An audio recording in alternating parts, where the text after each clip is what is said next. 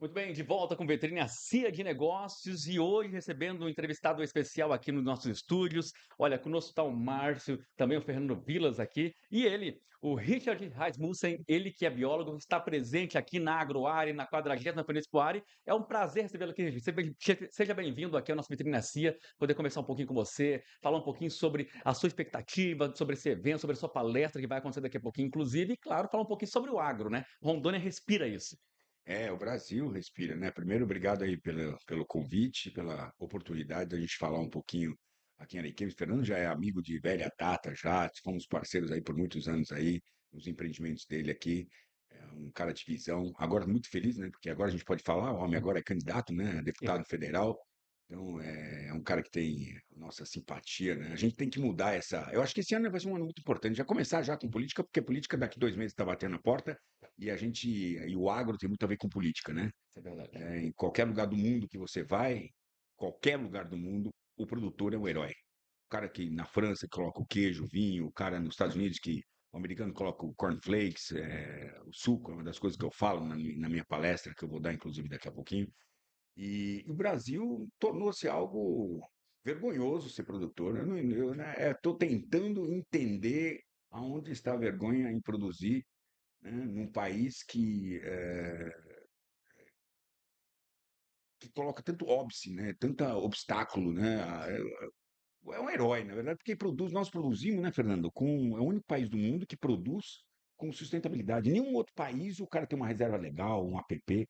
Então, enfim, eu acho que é muito importante a gente mergulhar nisso, né? Perfeitamente. Inclusive, sua palestra aqui trata esse tema, né? Trata exatamente. Na verdade, é a trajetória de um biólogo pelo agro brasileiro, né? Meio água e óleo, né? Porque hoje, se você perguntar para a maioria dos biólogos, por questão ideológica, porque se você perguntar o porquê a gente não apoia o agro, eles vão usar aqueles jargões que são grande parte falsos ou sem qualquer base científica. Aliás, saiu um trabalho agora recente, né? Parece que somente 4% do que ensinam para as nossas crianças hoje, na questão do agronegócio, tem base científica. 4%. 96% falácia e ideologia, né? Perfeitamente. Fernando também está aqui com a gente, Fernando Vilas. Fernando, eu acho que é importante trazer o Richard nesse momento para trazer essa palestra numa feira como essa que é a Expoare. Verdade, é uma feira que é uma das maiores do Brasil, é a maior da região norte, e a gente precisa exatamente isso aí, desmistificar aquilo que o agro produz e aquilo que a imprensa, aquela imprensa ruim, fala sobre o agro. Verdade. Lembrando que o nosso agro nacional, ele ocupa cerca de 8% das terras do Brasil Na agricultura, na isso mesmo. agricultura, É. né? E ela exporta, mata a fome de gente no Brasil inteiro, alimenta as pessoas no mundo. E a gente vê um agro, uma política sendo contra o agro, né? Por exemplo, no estado de Rondônia, nós vivemos dentro da Amazônia Legal. Estado de Rondônia, há uma necessidade, que eu penso, de mudarmos as leis, porque nós podemos produzir muitos alimentos aqui, nossas terras são boas, nós temos água, e o agricultor, o pecuarista, o pessoal do agro, ele respeita, é quem mais respeita a natureza no mundo. Se nós formos em outros países, como por exemplo a Europa, você vê a agricultura chegando bem na beirinha do rio. Aqui nós temos reserva legal. O nosso agro respeita o meio ambiente e nós somos apedrejados a todo momento. Verdade. Também aqui conosco o diretor da CIA, o Márcio. Márcio, seja bem-vindo, boa tarde. Boa tarde a todos, boa tarde, Rich, boa tarde, Fernando. É engraçado, você falando, eu lembrei agora, né, e mais ou menos em 2009, eu lembro aqui na nossa região, né, o projeto Cachoeirinha, na área de mineração. Eu cheguei lá e eu vi, né, pude ver, assim, uma devastação naquela região ali, que é uma área de preservação ambiental, cheia de garimpeiros. Então, logo quando foi concedido, foi feita a concessão para a empresa poder fazer a exploração do minério ali, ela pegou e começou a recuperar algumas áreas. E aí, o que aconteceu com os garimpeiros? Logicamente, trabalho daqui, trabalho dali, as pessoas foram se afastando daquela degradação. Então, eu posso falar com propriedade que eu vi com os próprios olhos, quando você coloca a iniciativa privada, né, que pega uma área que é de preservação ambiental, que está gerando riquezas, está ali trabalhando, tentando trabalhar da melhor forma possível, apesar que precisamos de muita ajuda hoje, tanto de conseguir uma área, mas é óbvio que você chega ali, você olhando as fotos que tinha em 2009 e hoje, 2026, você vê cara, as árvores cresceram, tão enorme, sabe? Então você vê realmente uma mudança, é visível que dá para você produzir num ambiente desse, né, cuidando também do meio É a ambiente. formalidade. A É formalidade. permitir a formalidade, porque a burocracia hoje impede a formalidade. Então, a escapatória é a informalidade. Quando você proíbe uma atividade econômica, surgem os aventureiros, surgem aquelas pessoas que causam impacto. Quando você licencia e não causa obstáculo a uma atividade, aí ela flui naturalmente, e aí é esse tipo de entrega que você está percebendo, né? Isso vale para qualquer coisa, tá? Exploração de madeira. Ou seja, se você pergunta para o indígena se ele quer mais terra, o indígena não quer mais terra. O indígena quer, ele não quer passar fome, ele não quer mais, ele quer saúde, ele quer desenvolvimento, ele quer progredir. É isso que o indígena quer hoje. Ele não quer mais terra, né? Então a gente hoje entra, a gente está a quem nós estamos entregando o país? Essa é a pergunta. O que que nós estamos fazendo com o nosso país? Nós vamos virar uma selva aqui? O país é um país, você pega um estado de Rondônia, então. Claro, eu sou um cara que estou ligado à preservação e conservação, mas eu acho que a gente tem limites para isso. A gente tem que criar o desenvolvimento. Só floresta não cria desenvolvimento. Se você não sabe usar a floresta, especialmente, né, beijar uma árvore salva uma floresta? E publicar isso no Instagram? Não. Mas é o que as pessoas fazem e acham que estão colaborando com alguma coisa. Cortar uma árvore pode salvar muito mesmo uma floresta do que beijar uma árvore. Então a gente tem que entender como vamos cortar essa árvore, como que é o chamado manejo florestal. É uma riqueza, uma árvore é um ser vivo, vai morrer um dia, despejar todo aquele carbono. A gente está sentado aqui numa mesa que é feito, o que é isso aqui? É carbono. Isso aqui é sequestro de carbono. Então, quando você maneja uma árvore em floresta com inteligência, deixando a sementeira, deixando aquelas que têm espessura muito pequena, e você administra isso, você está levando, transformando o local, porque você está dando emprego, você está gerando riqueza, agregando valor àquela madeira, que é aquela árvore que vai um dia cair e vai, né? E biologicamente, quando você retira ela, você possibilita para os filhos daquela árvore, quem é agricultor sabe disso, que a árvore come sol, né? As plantas comem sol, o sol precisa chegar até o chão da floresta, e não chega por conta da árvore mãe que está ali. Então, né, cobrindo e criando sombra. Então, quando você retira ela, além de você criar riqueza e dar emprego, você está possibilitando que a regeneração, o sequestro de carbono venha com mais força. Né? Uma área manejada sequestra muito mais carbono do que uma área que está com uma floresta esquecida e abandonada. Né? Então, e aí, aí continuando, né? Essa mesma premissa ali. Agora, essa mesma empresa que ela tinha lá 120, 150 funcionários, hoje ela está com 15 funcionários. Aí você pergunta por que que ela está com 15 funcionários na área, né? Porque não conseguiu a licença. Eles vão para reunião, vai para Brasília, vem inspeção, fazem reunião, olha, verifica, assim, não consegue tirar licença. Uma burocracia imensa. Então, ou seja, são muita menos mão de obra. E o que que é mais perceptível que eles não veem, né? O governo em si. Você vê os garimpeiros voltando, porque parou de ter povoação, de ter movimentação nas áreas, Claro, entendeu? acabou. E aí Exatamente. os caras estão entrando novamente ali. E é assim que acontece. Então, quando você não tem, né, uma boa administração, uma gestão em cima disso, a gente vê, deixa de arrecadar, deixa de fazer uma série de coisas e vai tudo para informalidade, né? Perfeitamente, Fernando. Fernando, e você colocou seu nome à disposição, né? É pré-candidato a deputado federal, é justamente para isso, para lutar por essas causas que são colocadas onde a gente sabe da importância do agro aqui no nosso estado. Verdade. O Richard fez um passeio a fim de mostrar a realidade da Amazônia esses dias atrás. Foi mesmo. E eles passaram pela Transamazônica e foram até Manaus. E eles puderam mostrar a realidade da nossa região amazônica. Realidade de pobreza, a realidade do povo passando dificuldade, e isso vem decorrendo ao longo dos anos, porque as pessoas acham que a Amazônia não vive em pessoas, né? Então as leis são feitas para que a Amazônia fique, na pobreza. E nós precisamos mostrar o outro lado. Existe, como o Richard falou, existe um manejo da floresta, você vai mantê-la de pé e você vai melhorar ainda mais a floresta. Existem pessoas morando ali que precisam de um hospital, precisam de uma boa estrada, precisa de uma atenção maior, e essa atenção não vem. E eu culpo isso. Agora é o Fernando que está falando. Uhum. Quem culpa aí? Eu culpo aquelas ONGs que são administradas por o cara que está sentado lá em Porto Alegre, lá em Curitiba e não conhece a realidade nossa aqui, porque eu moro Nunca veio aqui, para cá, né? né. Então, o estado de Rondônia, há anos atrás foram criadas um monte de reservas, agora esse ano, Richard, criaram mais uma reserva indígena. Havia necessidade dessa criação de reserva indígena? Existiam pessoas ali que moravam desde 85 com documento da terra, foram tiradas. O ICMBio foi lá e passou De a forma truculenta. motosserra. Nós vamos mostrar isso. Daqui 2 semanas eu vou estar vindo aqui, vou passar uma semana para mostrar essa desintrusão. É um o último vídeo que eu fiz isso mostrando no Pará, deu quase 1,5 milhão de visualizações no meu YouTube, um vídeo longo, né? A gente vai mostrar isso que está acontecendo em Rondônia também. Isso não é admissível.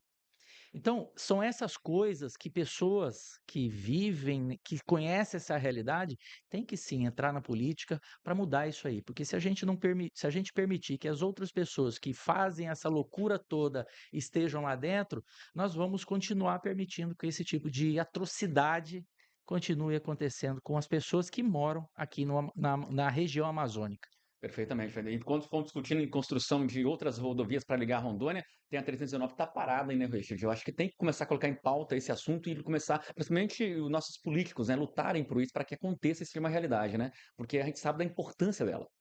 A ex-ministra do Meio Ambiente, que agora está concorrendo como senadora em São Paulo, estranhamente, né? Porque não é o lugar de fala dela, né? Ela deveria concorrer, se tivesse feito uma boa gestão, teria que estar concorrendo aqui na Amazônia, né? Mas está concorrendo lá em São Paulo como senadora.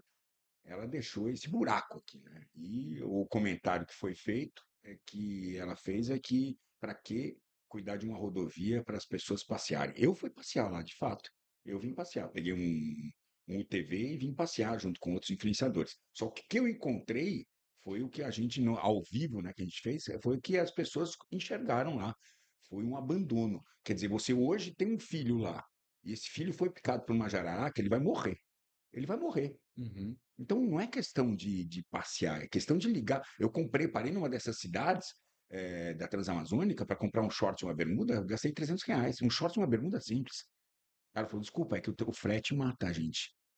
É isso. Então, assim, imagina, a comida é cara, o acesso é pobre, você se você tiver uma emergência que você precisa sair de lá, você não consegue sair de lá. Então, esse é um desrespeito, né? Por que que se a Amazônia é tão importante para o mundo todo, e é supostamente o lugar mais rico de biodiversidade, mais rico do planeta, porque aqui é onde tem o menor IDH do planeta, do Brasil, do planeta não, mas do Brasil. Por quê? Tem algo errado. Então nós erramos essa fórmula, e isso tem que mudar.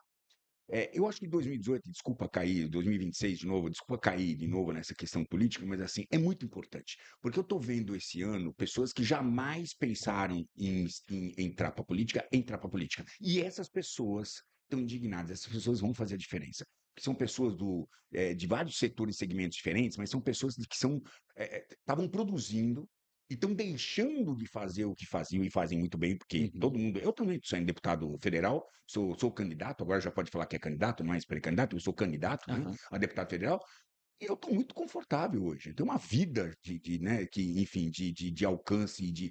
Eu não preciso da política. A política precisa de mim. O Fernando está indo para lá, ele não precisa da política. A política precisa dele. A gente. Imagina se grupos como o nosso, eu estou falando com outras pessoas que estão com a mesma mentalidade, empresários, caras da mídia, que realmente conhecem, biólogo Henrique, que está sendo pelo Rio de Janeiro.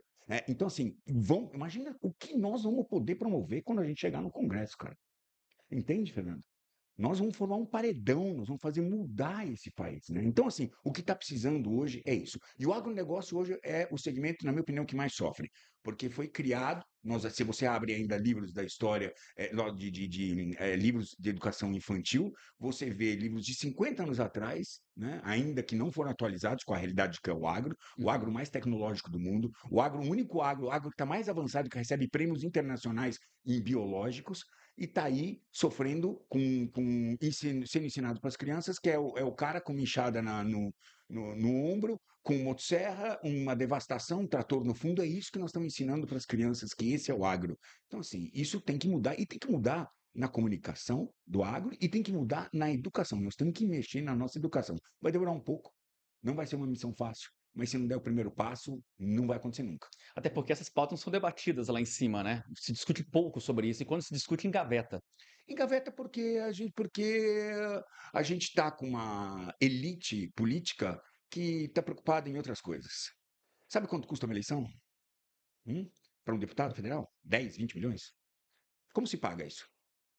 Como se paga isso de volta? De Entendeu? algum lugar tem que sair, né? De algum lugar tem que sair, e algum lugar tem que se pagar em algum momento. Então, assim, o que hoje nós estamos vendo? Nós estamos vendo que a política está mais preocupada em pagar suas contas, Uhum. né? A gente está vendo os escândalos que se aglomeram no nosso país, e, sabe, eu acho que já deu, já basta, cansou. Então, eu acho que é uma revolução essa não armada, né? Já que nós temos esse direito, né? Que é a democracia, uma democracia, e de fazer isso. Então, fazer com que as pessoas do bem, né? E eu estou vendo isso acontecer. As pessoas do bem, de sucesso nos seus meios, é um atestado. Se você é um cara, um empresário, e é sucesso como empresário, Uhum. esse é o cara que eu quero escolher. Se você é um cara de sucesso na tua vida, né?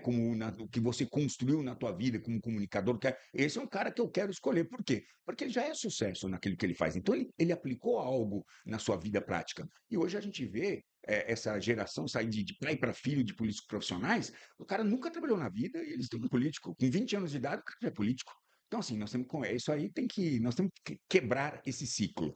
Eu acho esse ano um ano excelente, hein, Fernando? Verdade, eu acho que já temos um combinado de montar uma bancada que vai proteger a Amazônia de verdade, dando direito para quem mora na Amazônia.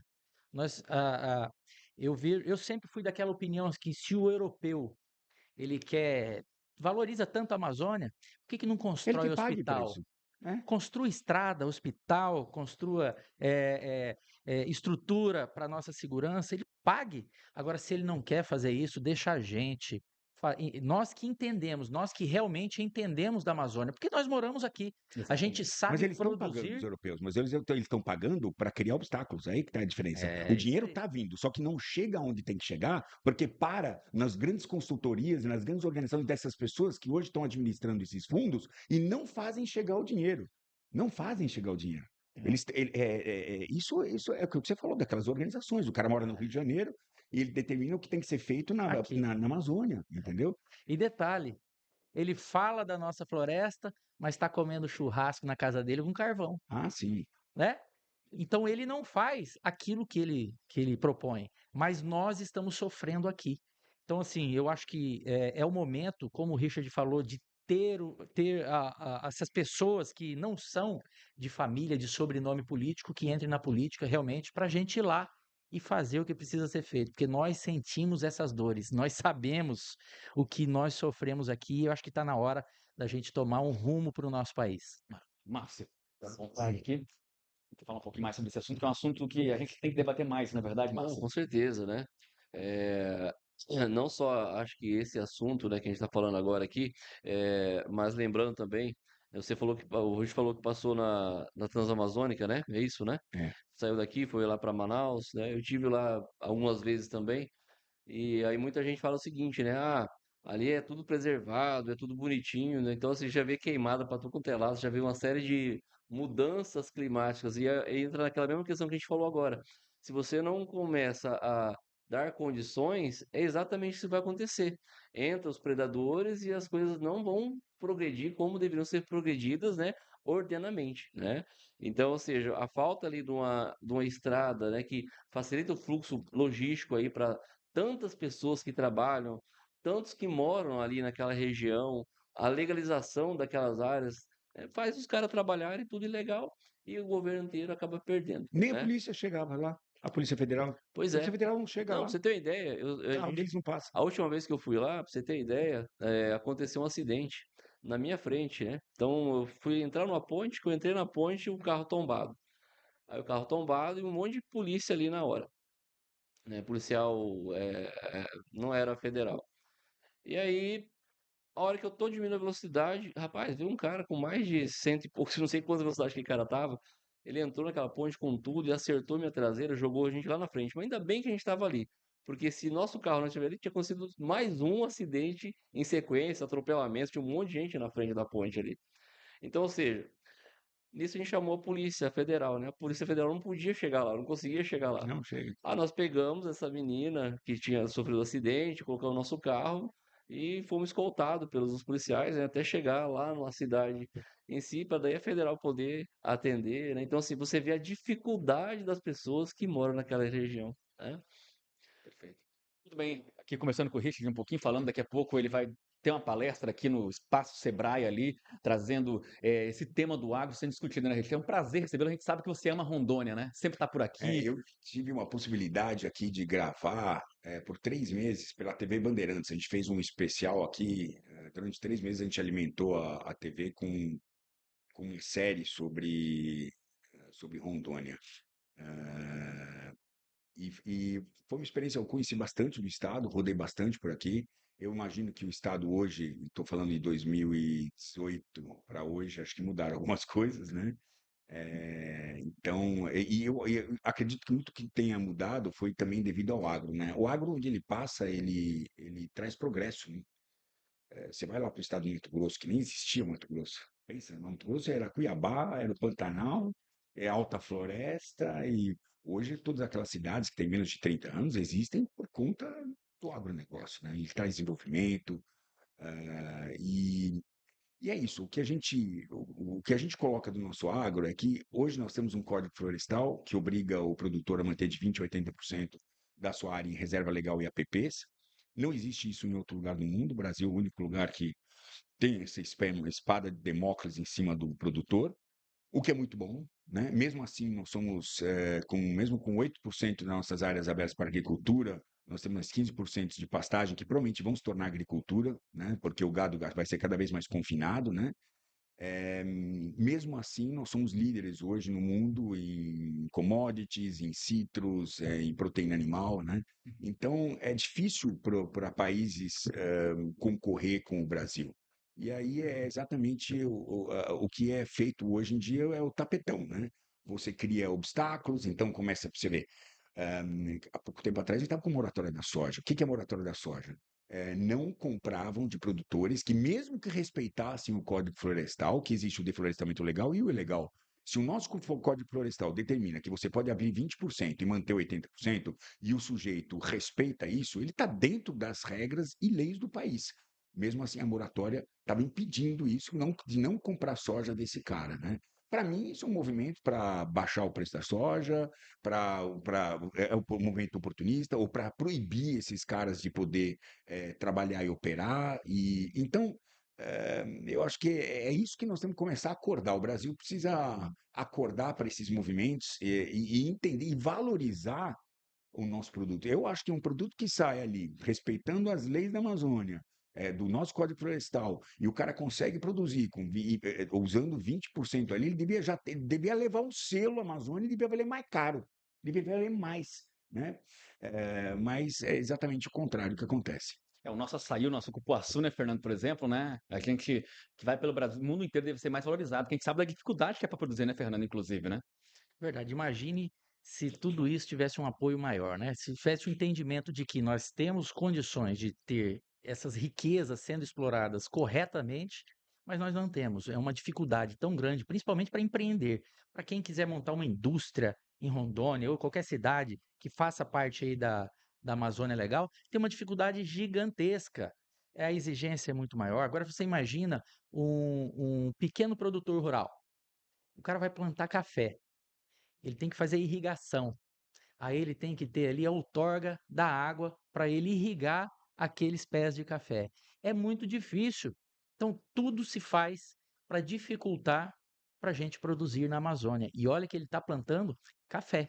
Rondônia tem um dos melhores cafés do Brasil, Aqui, campeão, né? No Brasil. campeão, e nós temos dificuldade, porque são leis que são feitas para dificultar. Por isso que eu reforço, nós precisamos, esse ano de 2026, as pessoas precisam entender o que está acontecendo com o Brasil, e principalmente nós que vivemos na Amazônia, o que está acontecendo conosco, para eles saberem em quem votar. Porque se continuar colocando gente lá que não entende, que não sente as nossas dores, não sabe quanto custa tirar uma castanha lá da floresta, para ela chegar no estado de São Paulo, para ela chegar lá na região sudeste, sul. eh, essas pessoas que não entendem essa dificuldade de quem está lá, por exemplo, numa estrada que precisa de um acesso para levar uma pessoa, como o Richard falou, picada de cobra, para socorrer alguém, se não entender que nós vivemos na região amazônica e nós temos toda essa dificuldade, nós vamos continuar levando a Amazônia a ser escrava cada vez mais de países europeus, como por exemplo a França, que escraviza a nossa Amazônia e Se o tranca a nossa Amazônia. Macron tivesse preocupado com as nossas florestas Mas e ele nossos adora macacos. abraçar um pé de árvore. Ah, não, mas é porque é puro marketing, imagina. Ó, eu fiz uma pesquisa rápida aqui em Rondônia, nós temos quase 50% do território de Rondônia protegido em terras indígenas e unidades de conservação. 21% terra indígena e 24% é unidade de conservação. Quase 50%, 45% do estado hoje é protegido. Então, assim, não faz mais sentido hoje mais aumento de terra. Primeiro que já teve um marco temporal, que eu estou sabendo, já estamos infringindo. Esse é o país que, eu não sei por quê, estão rasgando a Constituição todo dia, tá? Tudo aquilo que foi acordado, tudo que foi determinado, você vê os órgãos judiciários simplesmente rasgando e fazendo do jeito que querem. Então, para que existe um Congresso? Para que existe, então, uma Constituição, se a gente rasga ela e desobedece o tempo todo? Então, não sei o que está acontecendo, tem algo errado. Então, não há mais necessidade. O que nós temos que fazer desses 45%? Primeiro, esses 24% que são de unidade de conservação, que tem muitos que são parques, transformar em parques de verdade. O que é um parque? Parque é um lugar para ser visitado, tem que ter infraestrutura, tem que ter acesso, as pessoas têm que estar dentro. Quanto mais gente estiver dentro de um parque da forma correta, como nos Estados Unidos, por exemplo, que em todos os parques, né, têm infraestrutura, você consegue dormir, tem hotelaria, que nem tem hoje. Você vai aqui no Foz do Iguaçu. Foz do Iguaçu. Porque você consegue interagir, que ele é um parque, entendeu? Só tem hoje 3 parques nacionais hoje que estão funcionando no Brasil. Isso é uma vergonha, cara. Então, assim, ao invés de aumentar mais espaço, tome cuidado que tem, porque quem garante que aquela é fácil colocar no papel e dizer, essa área está protegida. Se você tem 2 caras do ICMBio para proteger uma área do tamanho da Bélgica, você não tem ninguém para proteger. Enquanto que o produtor rural, quando tem o satélite passa em cima da cabeça dele todo dia, se sumir 1 hectare ali que não deveria, porque deveria ser reserva legal, toca o sino da fazenda na hora e o cara é multado. Então, assim, o poder público não consegue entregar aquilo que exige do segmento rural. Isso acontece qualquer coisa. Na guarda de animais, o cara vai lá, enche o saco do zoológico, mas depois os setas do Brasil, do ICMBio, do IBAMA, estão sucateados, bichos morrendo, né? Teve agora em Seropédica, 500 animais morreram, que estão na guarda do Estado. Peraí, se fosse um zoológico, um criador ou alguém, o cara estava preso. Onde estão as responsabilidades desses agentes, dessas pessoas que são do órgão federal, protegidos em cima de uma como funcionário público que não pode ser imexível? Onde está? Se você tem uma empresa e você faz algo errado, ou prejudica a empresa, ou rouba a empresa, você é mandado embora. Você tem que responder por isso. Você engessou esses caras no intuito de protegê-los dos diferentes governos que vão entrando e saindo, que parece bonito, só que isso deu a esses caras uma manta de impenetrabilidade. Esses caras parece que nunca podem ser mexidos, então eles se refugiam nisso. Você tem que ter uma responsabilidade disso. Então, assim, hoje você tem 21% em terra indígena. Eu fosse um gestor da FUNAI, eu chegaria para essa etnia aqui, reuniria os chefes e falaria aqui, o que vocês querem? Aqui, nós queremos progredir. Ok, aonde? Tem madeira. Já está saindo, vamos falar a verdade? Já está saindo madeira de terra indígena há muito tempo, tá? Está saindo minério de terra indígena há muito tempo. Se alguém duvidar, eu mostro o vídeo meu, não é de ninguém, meu, tá? De terra indígena. Eu não gosto de te mostrar isso porque o meu lado sempre é positivo, porque senão eu acho que a gente também acaba deturpando, não são todos, e são seres humanos. É sempre alguém que está lá em cima, na ponta da pirâmide, que lasca quem está na base. Vamos falar a verdade? Então não é justo. Mas, Uhum. enfim, isso está acontecendo. Eu faria isso. Parecis, lá no Mato Grosso. Chegaram, eles plantam 1,4% da terra deles. É uma das maiores terras indígenas do Brasil. Eles plantam 1,4%. Eu vi colheitadeira de 5 milhões de reais, operada por um menininho indígena de 20 anos de idade, que fala: daqui dessa terra não sai mais, tem tudo. A melhor internet de Campo Novo dos Parecis está lá dentro da terra indígena. Operando, colhendo. Vai lá uma ONG tentar vender uma facilidade para eles. Leva uma butinada no traseiro e manda embora dali, cara. Por quê? Porque os caras têm dignidade, têm saúde, têm comida. Indígena não quer mais. Conservação se faz com gente de barriga cheia, Isso é verdade. sabe? Quer conservar alguma coisa? Qual o projeto que deu certo no Brasil? Que você pensa de bicho desses aí que a gente viu? Tamar. Por quê? Porque eles olharam para o problema e falaram assim: "O problema é o quê? O pescador. O que que vamos fazer? Vem cá, pescador, vamos resolver o seu problema. O nosso problema é que você está comendo os ovos da tartaruga e você, na malha, traz a tartaruga e mata a tartaruga. Vamos resolver? Vocês nos ajudam, precisamos preservar a tartaruga. Nós vamos fazer o seguinte: em vez de você comer os ovos, se você indicar onde esses ovos estão, que você sabe, que é o conhecimento empírico junto com a ciência, vamos dar um dinheiro. Você vai ganhar dinheiro, vai ganhar um salário, você vai ser nosso embaixador aqui, pescador, não sei o quê, até para se comunicar com os outros pescadores, você vai começar a ganhar dinheiro." Ele falou: "Opa, não vou mais comer, eu ganho mais pegando o ovo, o cara tá me pagando para isso." Aí pegou a mulher do pescador, começou a costurar bonequinho para colocar na loja. A mulher falou: "Nossa, a mulher não tinha renda, de repente a mulher do pescador tem uma renda." Pegou o filho do pescador e colocou no curso técnico, profissionalizou ele dentro do Projeto Tamar. Resolveu o problema. Só não tem tartaruga voando porque não tem asa. Isso é conservação. Então, é esses modelos que a gente tem que propor, modelos sustentáveis, que tragam benefícios para aquela população, que é justamente aquela que está sendo mais afetada pelos não, é proibido, não pode. Esse nós temos que dar solução. Eu vou tá encerrando aqui, porque já já aparece com o Richard, né? A gente vai aqui. Nós aqui, se puder falar, a gente fica 3 horas, né, Fernandão? Aqui nós somos bons de papo. Márcio, deixar você aqui, A agradecer. gente queria agradecer em nome do nosso presidente Alessandro, né, e toda a direção da ação comercial, você está presente aqui com a gente hoje, né, e prestigiando também a nossa festa, né, espero que você esteja, não sei se você já andou por aqui, Comi um né, tambaqui, por comeu um enquanto, tambaqui, que já. Comi maravilha. 2, né? Na Espero que falta de esteja um, só comi 2. gostando da estrutura, né, da Inclusive, estrutura. né, nós somos a capital do tambaqui, Ariquemes. Exatamente, a capital estamos aqui, né? Espero que você tenha visto, você falou que foi em 2018, espero que você tenha visto uma mudança também na nossa cidade, né? A gente gosta quando as pessoas vêm que realmente vejam mudança, né? O ruim é quando a pessoa chega e não fala, mas tá do mesmo jeito, né? E você vê que as coisas não estão progredindo, né? Mas, de coração, nós agradecemos a sua presença aqui, viu, Rich? Um Não, muito abraço. obrigado. E eu tenho certeza que esse progresso que a gente está vendo não foi porque aumentaram mais terra indígena ou aumentaram mais unidades de conservação, que já tem bastante, quase 50% do estado. É porque o agronegócio veio, a nossa terra é boa, nós podemos ter safra, safrinha em alguns lugares, 3, né? Por conta de pivô e irrigação. Então, assim, nós somos abençoados, e é isso. Perfeito. Viva o nosso agro. Fernando, também, para encerrar e agradecer a sua presença aqui com a gente. Obrigado a todos vocês, obrigado à Associação Comercial, em nome do nosso presidente Alessandro, obrigado, Richard, por vir aqui esclarecer muitas coisas, porque muitas coisas já estão nos ensinando há muito tempo errado, e você é aquele cara que enfrenta tudo isso aí, não tem medo de falar a verdade, mostrar essa verdade. Eu torço por você, cara. Eu tenho Eu certeza torço por você também. que você vai chegar Eu lá. torço por nós, na É verdade, isso né? aí. Nós todos. E nós vamos montar uma bancada que vai defender o Brasil, vai defender o agro de verdade. Maravilha. Márcio. Também quero agradecer aqui também o Fernando, né? O Fernando também que intermediou, trouxe para cá também o Richard, verdade. né?